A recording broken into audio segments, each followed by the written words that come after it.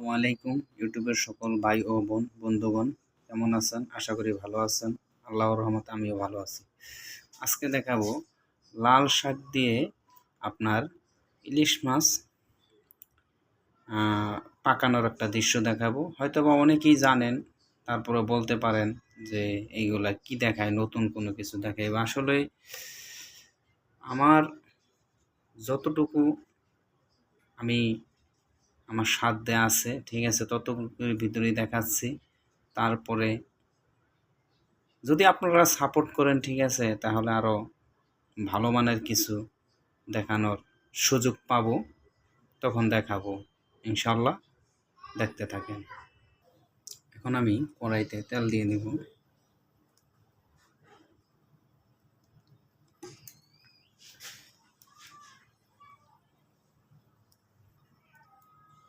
তারপরে আস্তে আস্তে মাছগুলো দিয়ে দেব।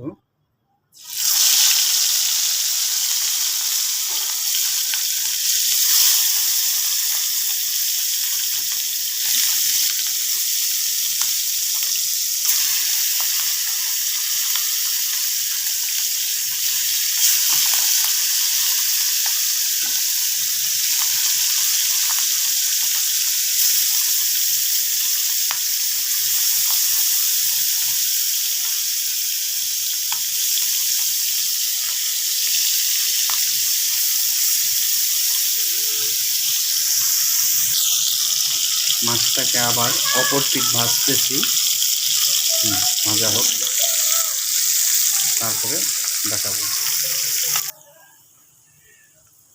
এখানে পেঁয়াজ, কাঁচামরিচ আর হলো আপনার রসুন একটু বেশি দেওয়ার চেষ্টা করবেন, কারণ শাক তো, তাহলে জিনিসটা আপনার ভালো হবে এবং কি সুস্বাদু হবে।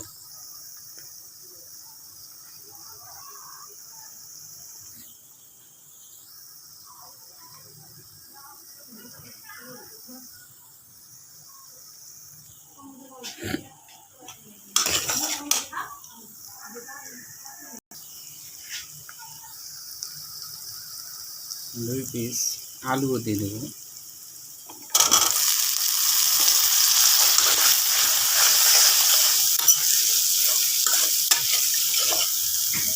সরি, দুই পিস নয়, 3-4টা আলু দিয়ে দেবো।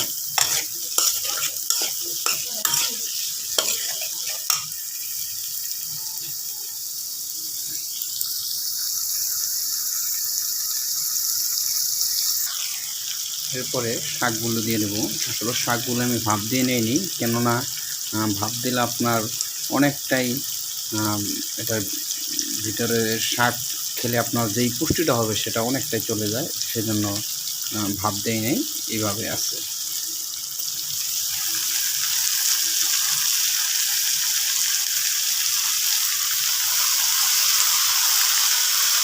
আপনারাও ভাতটা ছাড়াই পাক করবেন, সুন্দর হবে।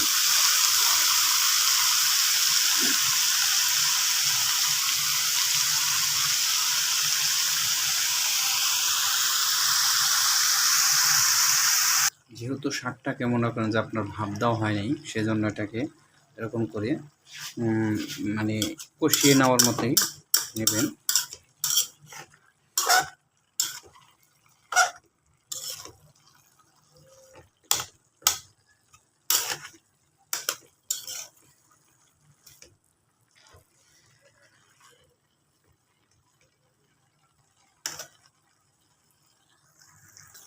এখন আমি এটার ভিতরে পানি মিক্স করব।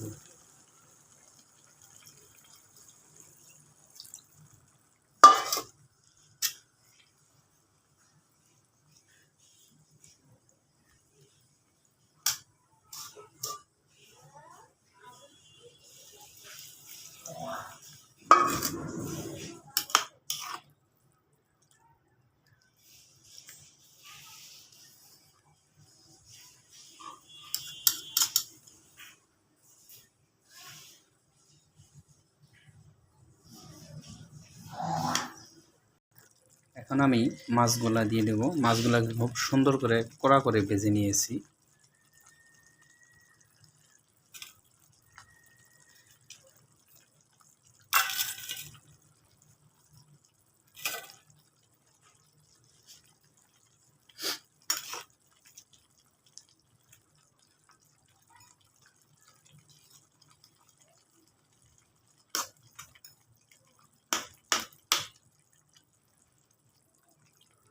এখন পানিটা টানিয়ে ফেলবো, মানে একটু শুকনা শুকনা পদের হবে শাক তো।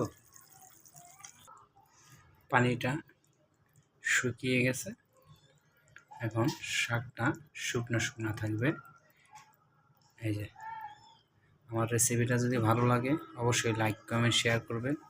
সবাই ভালো থাকবেন, সবাই সুস্থতা কামনা করে আমি বিদায় নিচ্ছি।